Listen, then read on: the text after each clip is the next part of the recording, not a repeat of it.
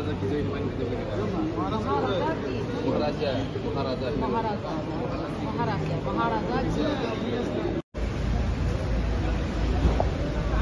आप लोग भी कहाँ से आ रहे हैं?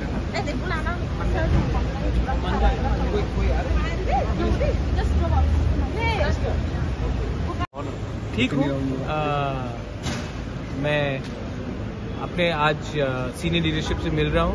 कल हम लोग गवर्नर से भी मिलने के लिए अपॉइंटमेंट मांगा हमने, और पार्टी को आने वाले 1 महीने के अंदर पूरा रिस्ट्रक्चर करना है। प्लेनरी सेशन होगा, तो उसके लिए हमारा मीटिंग भी है, और अगले महीने पूरा पार्टी को नीचे से ऊपर तक नया रिस्पॉन्सिबिलिटी देकर, नया जान देकर हम लोग अपना मूवमेंट को और स्ट्रॉन्ग करेंगे।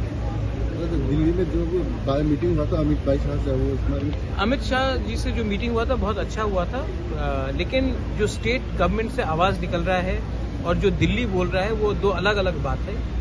तो ये मैं उन्हीं के ऊपर छोड़ता हूँ, क्योंकि जो उन्होंने मुझे कहा है या फिर वो सच है, या फिर जो मैं सुन रहा हूँ मीडिया से वो सच है, ये इसमें मैं अभी कोई कमेंट नहीं करना चाहूँगा। रहा बात जो मैंने देखा है मीडिया में, मुझे लगता है कि हमें 10,323 टीचर्स के बारे में बात करना चाहिए। हमें जो मैक्सिमम ऑटोनॉमी का बात किया जा रहा था उसके बारे में बात करना चाहिए। हमें कैसे यूथ को नौकरी देना है उसके बारे में बात करना चाहिए।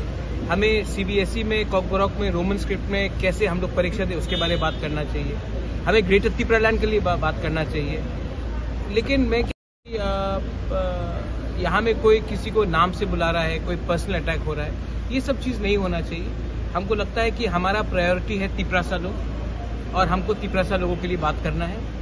मैंने पहले से बोल दिया है कि मैं मेरा commitment for greater Tripuraland and constitutional solution full and final है।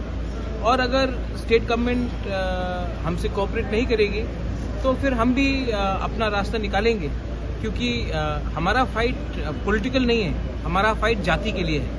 और अगर आप 30% तिपरासा को छोड़कर त्रिपुरा में राज करना चाहते हैं, तब 30% तिपरासा भी नाखुश रहेगा, रिएक्ट करेगा। तो उनको भी सोचना चाहिए। और मुझे लगता है कि दोनों तरफ से पर्सनल अटैक्स नहीं होना चाहिए। पर्सनल अटैक से किसी का कुछ नहीं होता। कोई मुझे कुछ बोले या ना बोले, मैं जो हूँ वह हूँ। मुझे किसी का सर्टिफिकेट नहीं चाहिए, और मैं किसी को सर्टिफिकेट भी नहीं देना चाहता।